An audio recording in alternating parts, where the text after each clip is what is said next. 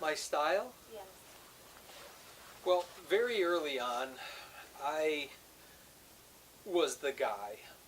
And I can remember a particular story that I would tell customers that I will always get in. I will never have someone do something I'm not willing to do myself. And I would tell the customers that's just kind of the core of who I am, that I will never ask you employees to do anything I'm not willing to do. And we were building a pool, and we were in the bottom of the pool, and underneath the bottom of the pool was the sewer system. I don't know why it was there. The sewer line was broken, and it was going under the pool, and it smelled awful, and it was horrible, and it was whatever. And the customer came out, and I was down there knee deep in who knows what. I'd had my Dockers shoes on and they weren't dress pants, but they weren't work clothes. And the customer said, "You did tell us that you would do anything and wouldn't expect anyone to do something you weren't willing to do." And I in fact proved it that day that I was the guy that was going to get right in there and do whatever it took. I wouldn't make someone else do it if I wasn't willing to do it myself. And because of that, I ruined a lot of clothing. And I always ruined my clothes because I just jumped right in. It was more important for me to get in there, to be an example, to do the work, than to worry about this brand new pair of jeans, or to worry about those new boots or the new socks or the new shoes that I had on. And I ruined tons and tons of clothing.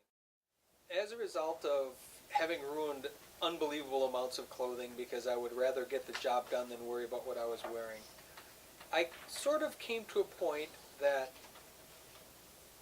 I had a body of work behind me that people could really appreciate and loved the work.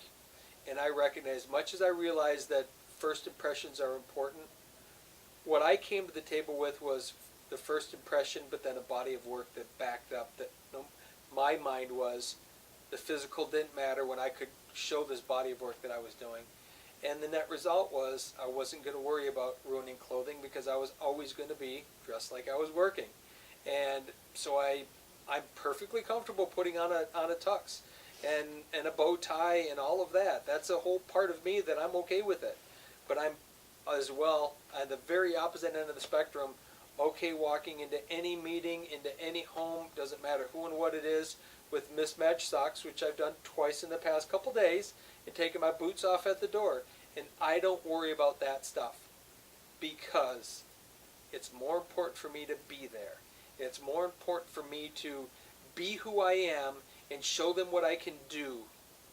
That's more important than how I look, or if my socks match, or if I have a clean sweatshirt on, or whatever. The net result, though, is I know that I go out every day and I do what I promise I'm going to do, and I do it to the best of my ability. And the net result is I've determined that this is me. And it used to be Red Wing boots, shorts, and a red sweatshirt. And nobody liked the look but me because I was really comfortable in it. But what I found is this is just kind of who I am. And does it make me more of a person or less of a person? I don't know. If you're not attracted to that, it's okay. If you happen to want to hire someone that's clean cut and always perfect, that's fine. We know that that's just not my certain way. So instead of being inauthentic, and I do clean up, and I'm not always grubby, but the joke is I'm going to be dirty most of the time because it's proof that I'm in it. I was in it up to my neck in mud today, covered from head to toe, because I wasn't sitting back watching someone else do it. I could have. I wasn't doing the work with those people. And that's where I'd rather be, and the net result is what you get.